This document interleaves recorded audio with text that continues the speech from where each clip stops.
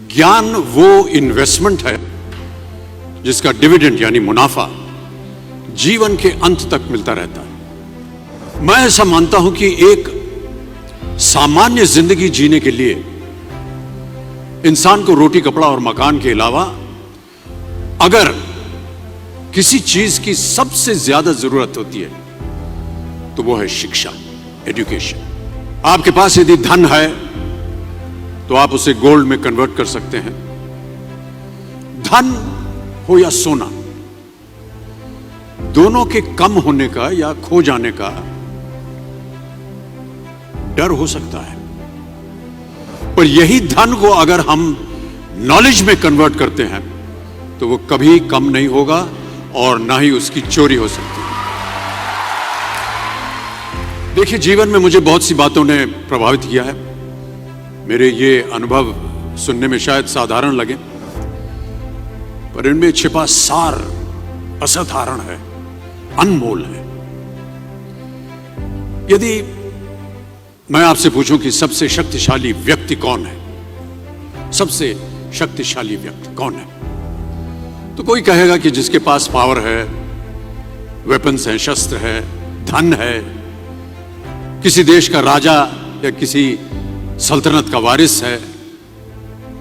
मेरा ऐसा मानना है कि वेपन्स, मनी किसी को पावरफुल नहीं बनाते, या अगर बनाते भी हैं तो कुछ समय के लिए ही बना पाते हैं। दौलत आज होगी, कल नहीं। शस्त्र का ज्ञान तभी तक काम आएगा जब तक वो शस्त्र चल सकता है। Once it is used it becomes obsolete. पर शास्त्र का ज्ञान कभी नहीं रुकता। Knowledge can never be obsolete. शास्त्र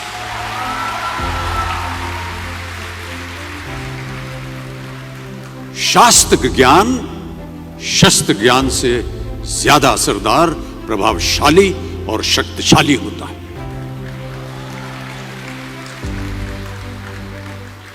अब देखिए, एक राजा ने कितने राज्यों पर विजय प्राप्त की, कौन कौन से शस्त्रों का इस्तेमाल किया, कितने सैनिक थे, यह शायद आपको याद न हो, पर जीरो की खोज किसने की, बल्ब का आविष्कार किसने किया, राष्ट्रगान किसने लिखा, ओथेलो मैकबेथ की रचना किसने की, ये आपको जरूर याद रहेगा।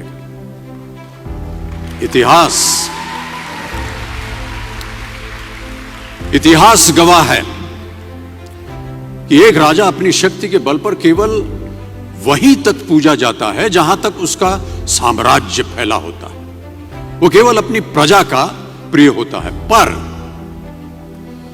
अपने ज्ञान की कीर्ति फैलाने वाले Albert Einstein, William Shakespeare, Rabindranath Tagore सिर्फ अपनी जन्मभूमि में ही नहीं बल्कि पूरे विश्व में पूजे जाते हैं। संपूर्ण मानव जाति के लिए वो प्रेरणा स्रोत बनते हैं। ज्ञान का धनी व्यक्ति हमेशा ही सम्मान और आदर योग्य होता है, क्योंकि ज्ञान वो कवच है, वो शील्ड है जो आपके जीवन में आने वाली कठिनाइयों से आपकी रक्षा करेगा। फिर किसी भी शस्त्र की आपको आवश्यकता नहीं होगी। दो चीजें इंसान यदि अपने जीवन में एक बार सीख लेता है तो वो उसे कभी भूलता नहीं। एक है तैरना, स्विमिंग, दूसरा है साइकिल चलाना। सालों बाद भी अगर आप इन क्रियाओं को करेंगे तो कभी भी इस बात की चिंता नहीं होगी कि आपको स्विमिंग करना या साइकिल चलाना याद है कि नहीं। You will confidently do it. काश कि हम पढ़ाई भी इसी नजरिए के साथ करें, that when you will chase knowledge, numbers will always follow.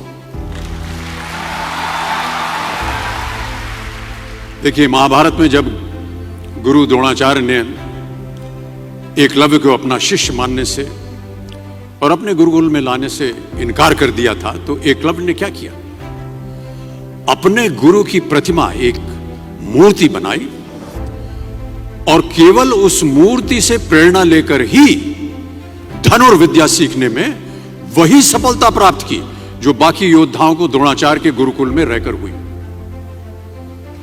उस प्रतिमा के रूप में एकलव्य को हमेशा अपने गुरु के पास रहने का एहसास था। और जब गुरु साथ में हो तो सफलता हासिल करने से आपको कोई भी नहीं रोक सकता है।